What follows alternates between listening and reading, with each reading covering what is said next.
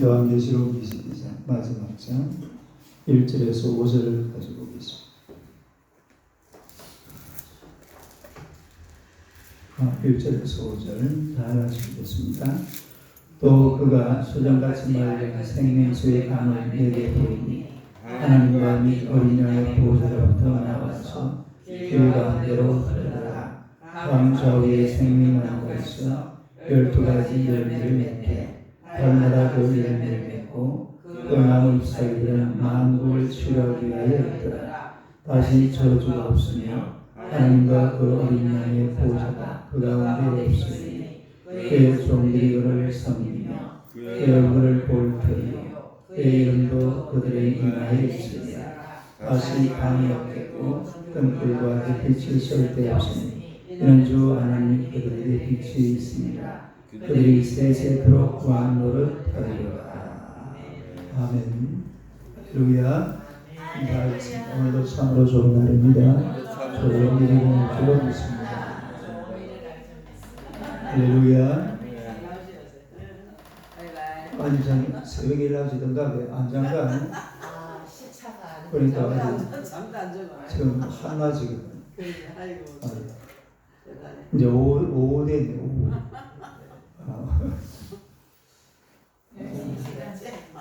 오늘의 말씀으로 생명수가 흐르는 강 이런 제목으로 함께 은혜를 나누고자 합니다.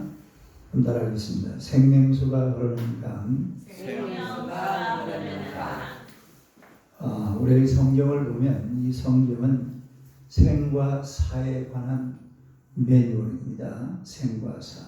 특히 사고의 세계에 관해서 아주 정확하고 또 소상하게 가르쳐주는 책이 바로 성경책이죠. 우리 성경을 보면 사후에 그리고 죽음 다음에 내세가 있고 또 그 내세는 천국과 지옥 이 두 군데로 나눠져 있는 것을 아주 명확하게 가르쳐주고 있습니다.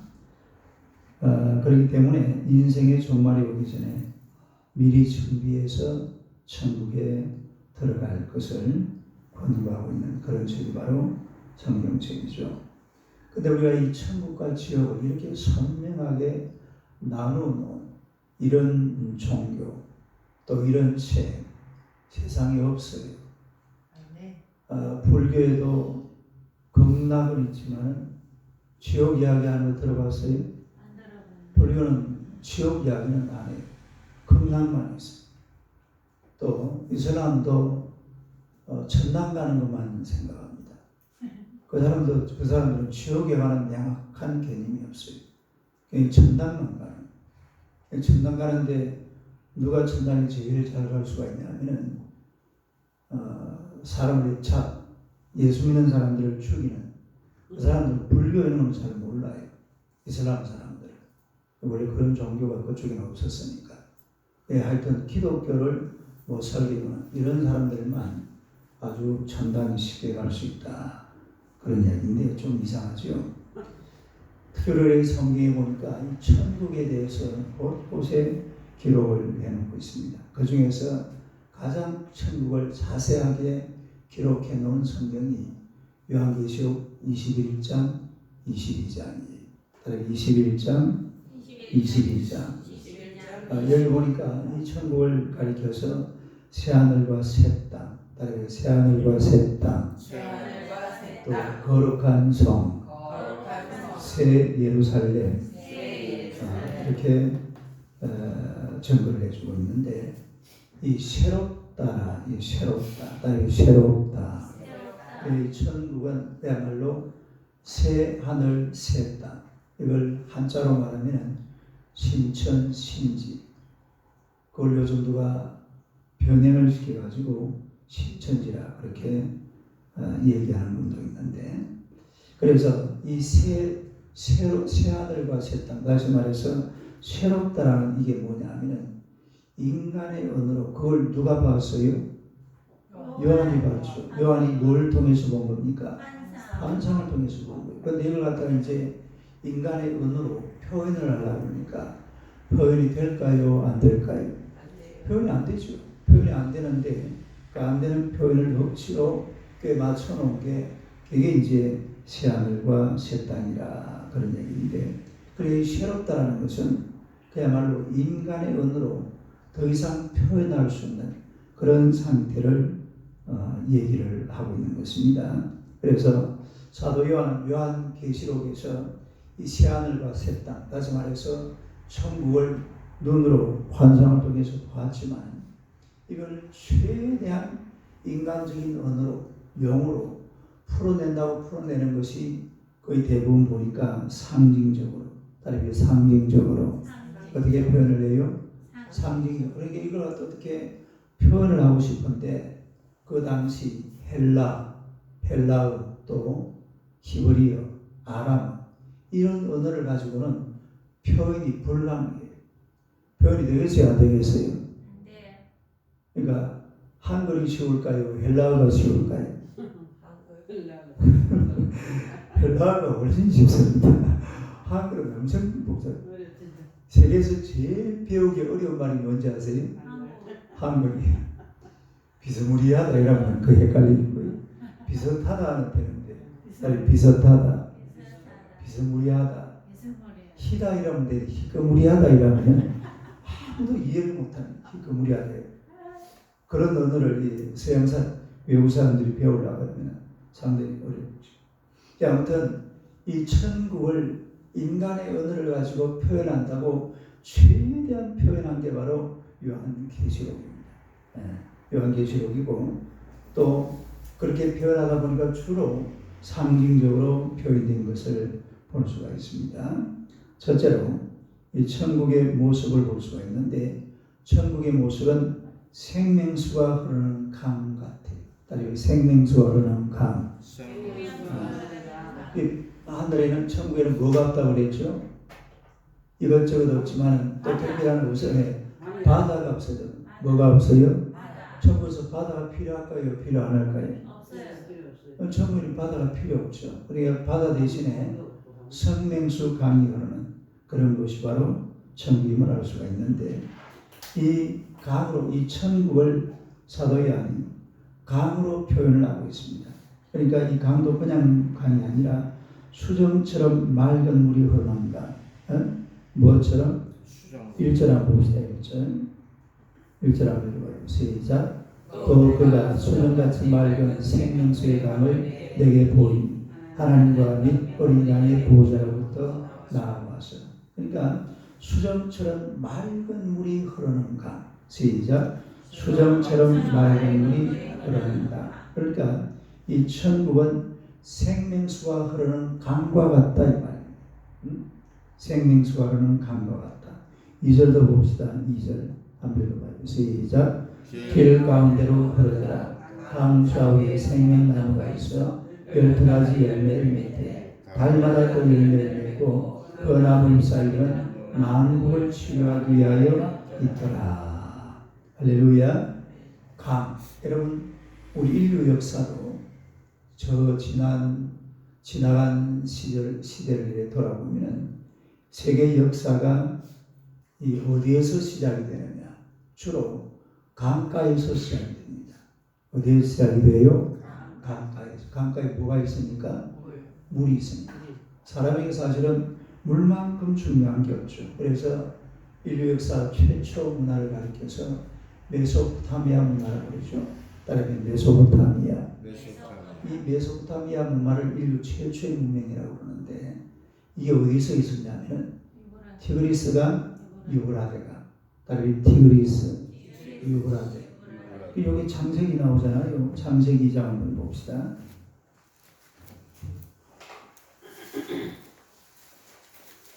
창세기 2장 10절에서 14절까지 한번 읽어봐요. 시작. 강이 에덴에서 흘러나와 동산을 겹치고 거기서도 갈라져 네 근원이 되었으며 첫째 이름은 비송이라 그는 할라 온 땅을 되었으며 그 땅이 그 수분이요 그곳에는 베들레헴과 호마도도 있으며 둘째 강의 이름은 기온이라 구스 온 땅을 둘렀고 셋째 강의 이름은 히데게이라 다시고 동쪽으로 올렸으며 넷째 강은 유브라데라. 보니까 셋째 강의 이름이 뭐예요? 힛대겔이라고 했죠. 이 힛대겔이 티그리스입니다. 티그리스. 다르비 티그리스. 지금도 내가 그 강 이름이 티그리스가 아니에요. 그리고 유브라데강, 유브라데강.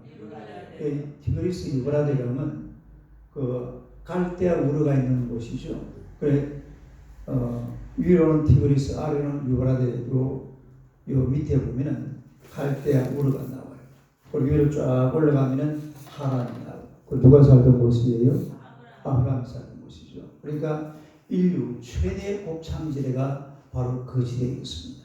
예? 티그리스가 유브라데가. 또 거기 어디 찾아보면 뭐가 나올까요? 에덴 동산이 거기 있다니까. 에덴 동산. 따로 에덴 동산. 에덴 동산이 그렇죠. 에덴 동산이 사실은 메소포타미아 문명을 만들어내는 그 어떤 중심부에 에덴 동산. 에덴 동산이 지금도 있죠. 있는데 하나님께서 숨겨놨어요. 에? 뭘로 숨겨놨다고 그랬어요? 두루도는 불칼. 두루도는 불칼. 두루도는 불칼로 그 창세기 3장 마지막 절에 보니까 두루도는 불칼로 하나님께서 에덴 동산을 이렇게 숨겨놓은 그런 것을 볼 수가 있는. 그래서 이게 인류 최초의 문명이고, 그 다음에 이집트 문명은 무슨가? 나일강. 또 이 인도 문명. 인도 문명은 먼저 무슨 강이죠? 겐지스강. 다르게 겐지즈. 그 다음에 중국 문명. 무슨 강? 황하. 그러니까 봐요. 이게 전부 다 강 중심으로 이루어져 있는 그런 것을 보게 되는데, 물이 중심이 되죠. 그러니까 물이라는 것이 생명의 근원이 돼요. 더구나 유대 사람들은 물 가면은 정신 못 차립니다. 우리나라는 술 가면은 정신 못 차리는데, 정말 유대인들 그 중동 지역 사람들은 물 가면은 정신 못 차려. 왜냐하면 물이 어떠하다고요? 물이 아주 귀해요. 네? 우리는 술이 너무 헌해서 그냥 정신 못 차리는데, 그런 물이 너무 귀해가지고 정신 못 차린다. 그러니까 부자들은 옛날에 그 유대인들 그 중동 지역의 부자들은 전부 다 뭘 소유하는 사람들이에요? 우물을 소유한 사람들. 그만큼 물이 없는 동네이기 때문에 물을 아주 귀하게, 또 강물에 대한 동경이 있습니다. 그 요단강을 얼마나 아끼는지 몰라요. 근데 요단강 가보니까요, 또 무슨 우리 경남 합주면 쌍명이 많긴 뭐라고 동네 것도 내천 같더라고요. 강도 아니에요. 조그마한 또 무슨 뭐 조그만하진 않아요. 조금 이래 넓이가 얼마나 될까? 여기서 저 정도 될까요? 강 넓이가. 우리나라 강 그러면 어떻게 해요? 그죠? 막 다리 놓고 이러잖아요. 그 다리 놓을 수 있는 그런 것도 아니에요. 그냥 막 진짜 막 저 멀리서 뛰어와가지고 폴짝 뛰면 넘어가겠더라고요. 그래서 저만한 물이 아주 부족한 그런 동네인데, 그 천국이라는 것은 그야말로 생명수가 흐르는 강이 있는 그런 곳이 바로 천국이다. 그런데 이 생명수가 흐르는 강을 가만히 보면은 이 생명수가 어디에서부터 나오냐면, 자 다시 마지막 요한계시록 22장 보세요.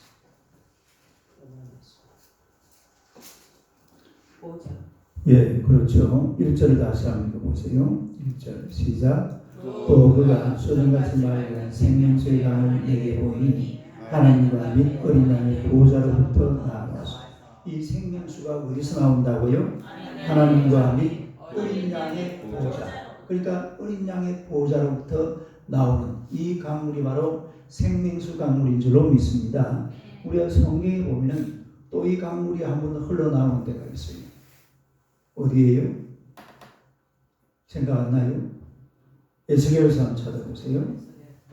47장. 마른 뼈 말고 그것도 강물이 나오죠. 에스겔서 47장. 목에까지.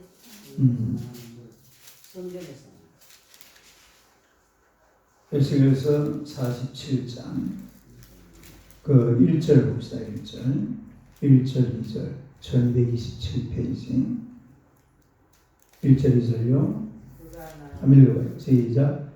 그가 나를 데리고 성전 내에 이르렀으니 성전의 안면이 동쪽을 향하였는데 그 문지방 밑에서 물이 나와 동쪽으로 흘러가다 성전 오른쪽 제단 남쪽으로 흘러내리더라.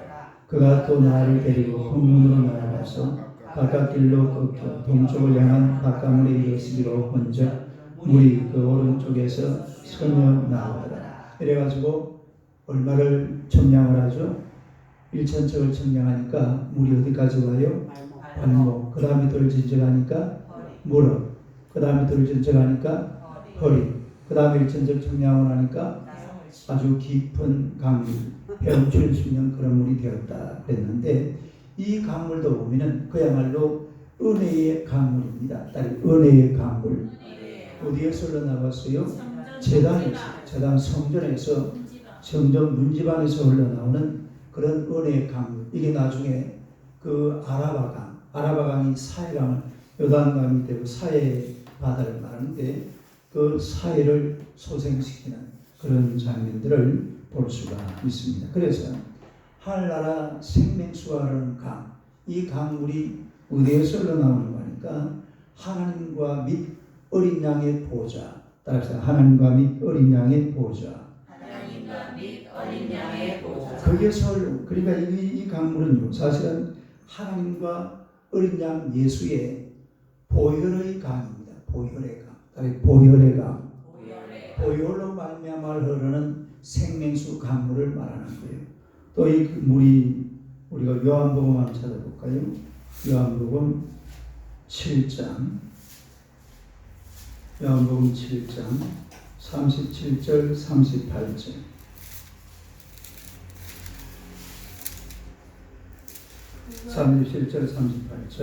한번 읽어봐요. 시작. 명절 끝나고 큰 날 예수께서 스스로 외쳐 이르시되 누구든지 목마르든 내게로 와서 마시라.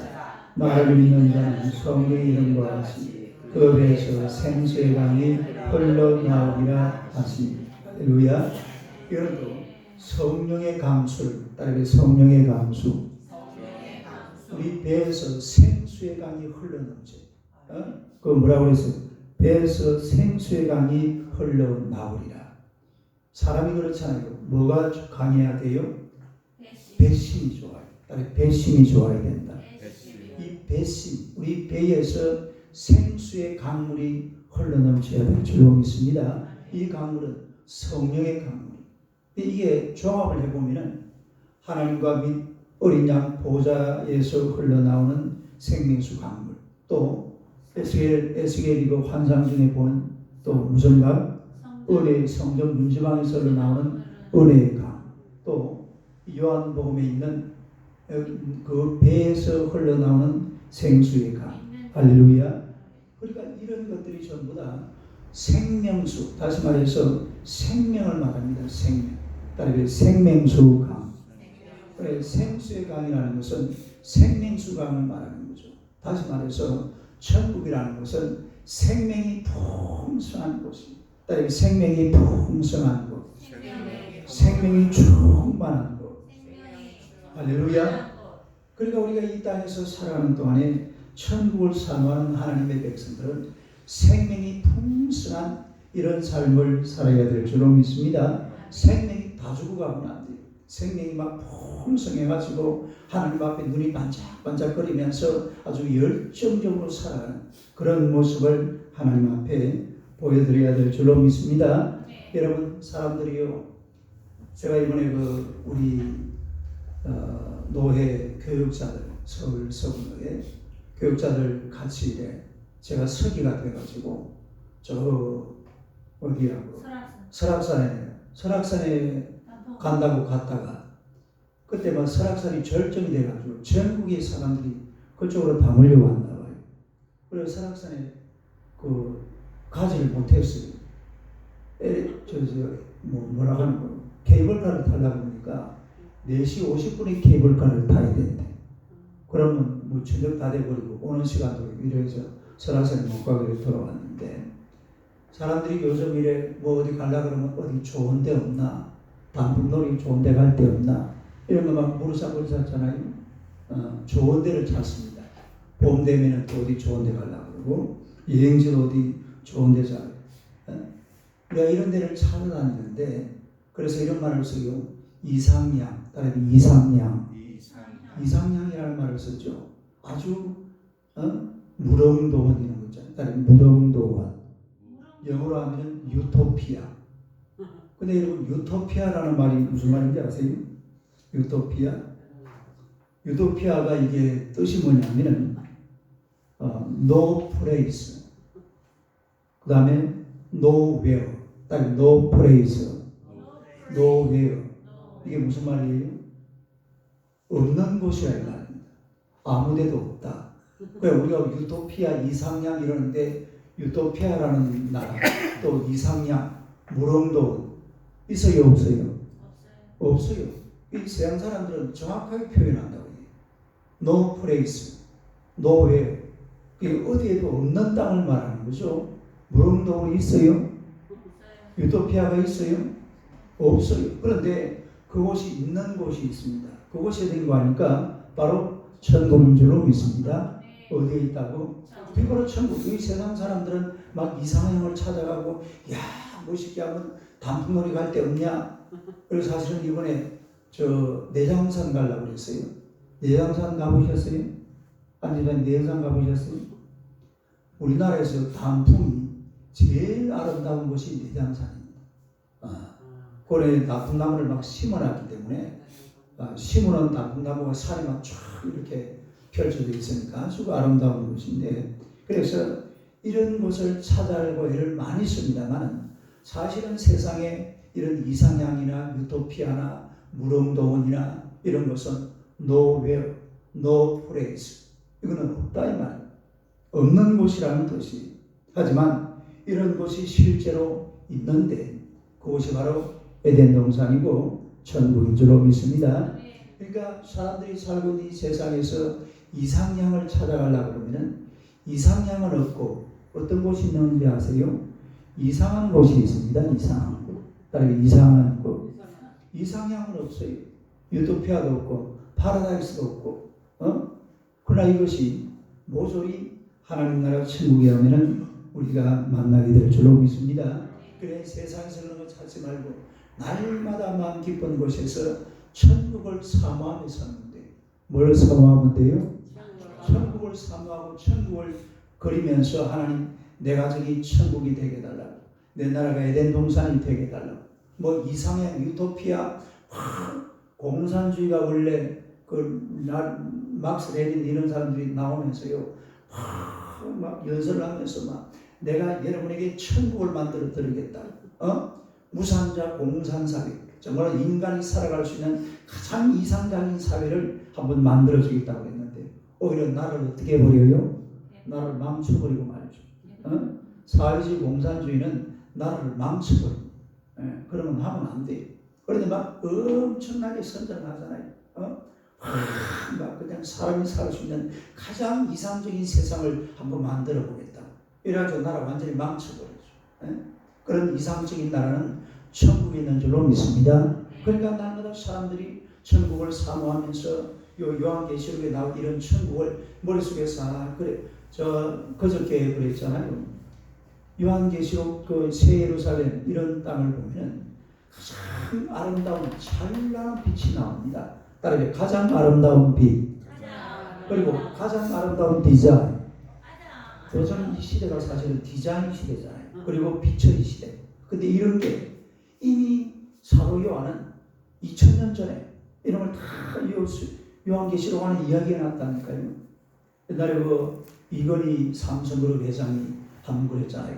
그때 그 이야기 하면서 아내 말고 다 바꿔라. 그리고 디자인에 집중하라. 지금 이 시대는 무슨 시대라고요? 디자인 시대. 그래 이런 디자인이나 이런 것이 뭐 어디 다른 데 있는 것이 아니라 성경 속에 다 들어있는 줄로 믿습니다. 천국을 그리다 보면 그 속에서 뭐가 나와요? 다 나오게 돼 있어요. 다 나와. 천국을 상상하고 천국을 자꾸 막 흠모하고 기다리다 보면 이 천국의 그림 속에 이런 디자인 그리고 찬란한 빛 이런 빛이 막 싹 다 들어있습니다. 요즘 한강변에 쫙 한번 가봐요. 그 다리에다가 전부 뭘 해놨습니까? 조명을 다 해놨잖아요. 우리도 이 교회도 한번 보세요. 요 별것 아니지만 참 이 짜만한 공간이 아주 아름답잖아요. 빨간색도 있고. 요 조금 더 꾸미면 더 아름다워지겠죠. 이번에 그 밑에 요 예디디라는 그 디저트 카페가 생겼는데 커피숍은 없어졌어요. 알아요? 예지. 들었어요. 이 예디디. 그 예디디가 뭐냐 그러니까 그 여자 그 주인 아주머니 이름이 예지라 예지.